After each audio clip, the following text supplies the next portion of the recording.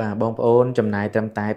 $272ក្នុងមួយខែអាចយករថយន្តមួយគ្រឿងនេះយកទៅប្រើប្រាស់បានភ្លាមថ្ងៃនេះខ្ញុំបាទសូមណែនាំនៅរថយន្តមួយប្រភេទបាទ Ford Ranger XL ស៊េរីឆ្នាំ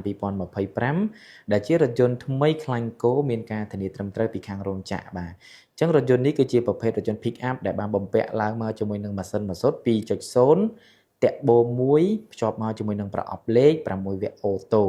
ហើយអាចផលិតកម្លាំងសេះបានខ្លាំងមែនទែនរហូតដល់170សេះកម្លាំងរមុលកង់បានរហូតដល់405 Newton meters ឯណោះចំពោះការបង់ពន្ធផ្លូវវិញប្រិមិត្តចំណាយត្រឹមតែ$20,000ប៉ុណ្ណោះក្នុងមួយឆ្នាំបើនិយាយពីរូបរាងវិញយើងឃើញថាស្អាតតាក់ទាញបាទមានសភាពធន់រឹងមាំហាប់ណែនពិតតែម្ដងហើយខាងមុខគឺបំពាក់ជាមួយនឹងប៉ាណាពណ៌ខ្មៅបន្ថែមជូនជាមួយនឹងដែកអូសដោងចំនួន1ផ្នែកខាងមុខបាទយ៉ានកង់គឺជាប្រភេទយ៉ានកង់ដែកអាលុយមីញ៉ូមទំហំ17អ៊ីងដែលមានសភាពធន់ស្វិតរឹងមាំអាចបើកបរបានគ្រប់ស្ថានភាពផ្លូវនិងបានបំពាក់ជាមួយនឹងឈ្នាន់ជាន់ផ្នែកចំហៀងរួចជាស្រេចផ្ដល់ជូនភាពងាយស្រួលដល់អ្នកបើកបរនិងអ្នករួមដំណើរដើម្បីចូលទៅខាងក្នុងរថយន្តរីឯកញ្ចក់មើលក្រោយឆ្វេងស្ដាំគឺមានសភាពធំដែលធ្វើឲ្យអ្នកបើកបរងាយស្រួលក្នុងការមើលពីឧបសគ្គផ្នែកខាងក្រោយនៅពេលដែលចូលចតក៏ដូចជាមានភ្លៀងធ្លាក់ជាដើម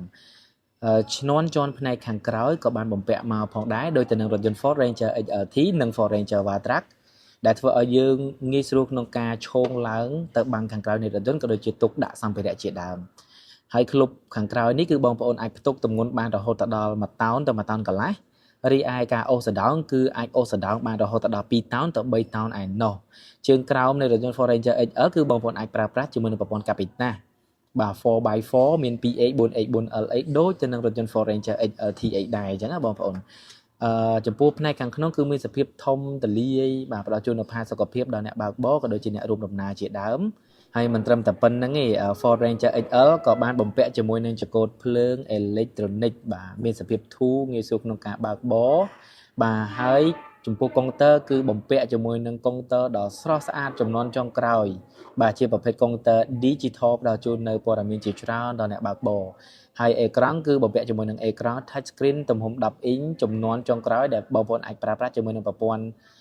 Apple CarPlay Android Auto បានអញ្ចឹងណាហើយផ្នែកខាងក្នុងវិញអូទលាយណាស់បងប្អូនទលាយជារថយន្ត Pick up ប៉ុន្តែ cabin គឺផ្ដល់ជូននូវផាសុកភាពដល់អ្នករួមដំណើរក៏ដូចជាអ្នកបើកបរអីចឹងទៅ